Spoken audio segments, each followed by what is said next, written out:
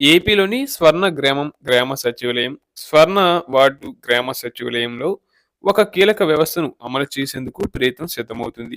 ఇందుకోసం ఇప్పటికే నియామకాలు కూడా ప్రారంభించింది. వచ్చే నెల నుంచే దీన్ని అమలు చేసేందుకు ఏర్పాట్లు జరుగుతున్నాయి.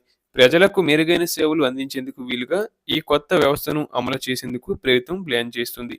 ప్రస్తుతం గ్రామ వార్డు సచివాలయాల్లో ఉన్న సిబ్బందిలో జవాబుదారీతనం పెంచేందుకు, తద్వారా ప్రజలకు మెరుగైన సేవలు అందేలా చేయడం కోసం ప్రభుత్వం ప్రత్యేకంగా మూడంచెల అధికారుల వ్యవస్థను తీసుకొస్తుంది. ఇందులో భాగంగా ముందుగా సచివాలయాలను 3 కేటగిరీలుగా విభజిస్తారు. అనంతరం వీటిలో ఉద్యోగుల సర్దుబాట్లు చేస్తారు. ఆ తర్వాత వీరిపై ఉన్నతాధికారుల్ని 3 అంచెల్లో నియమిస్తారు.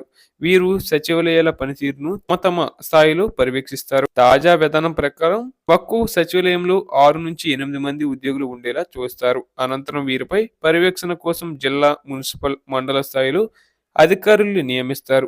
జిల్లా కేంద్రాల్లో స్వస్థత అధికారుల్ని నియమిస్తారు.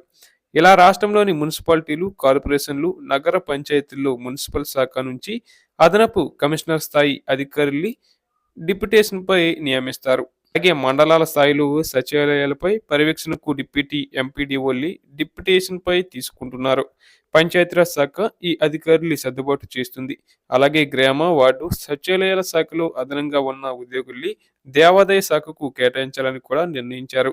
వీరిని దేవాదాయ శాఖలోని విలీనం చేసుకొని గ్రేడ్ 3 ఈఓలుగా పోస్టింగ్స్ ఇస్తారు. అలాగే కమిషనర్ కార్యాలయంలోనూ సచివాలయాల్లో అదనంగా ఉన్న సిబ్బందిని తీసుకోనున్నారు.